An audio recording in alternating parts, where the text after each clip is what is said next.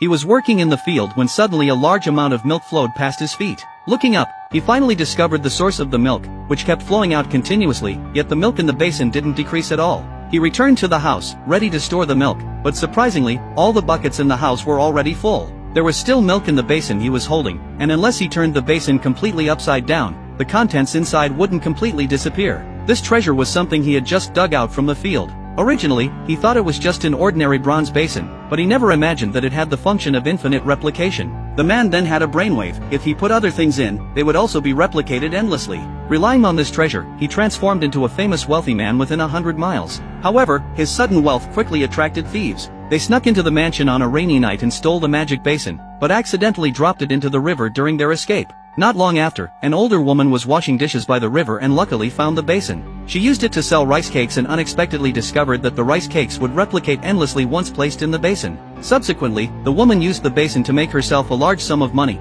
but when she went to the bank to deposit the money, she was immediately arrested and sent to prison. It turned out that the magic basin could only replicate identical things, so although the banknotes were real, they all had the same serial numbers. The bank quickly discovered these counterfeit notes, and the poor woman could only spend the rest of her life in prison. In prison, she met a few companions and told them the secret of the magic basin. Before she went to the bank, in order to prevent others from stealing her basin, she dug a deep hole in a nearby cowshed and buried it. The woman said that she was old and let them take the basin after they were released, but they must use it to benefit mankind. The two girls who heard this story looked at each other. They never thought that they would have an unexpected gain on their first day in prison, but now there was a problem. The basin couldn't be used for banknotes, so what should they put in it? This exciting movie is called The Magic Basin.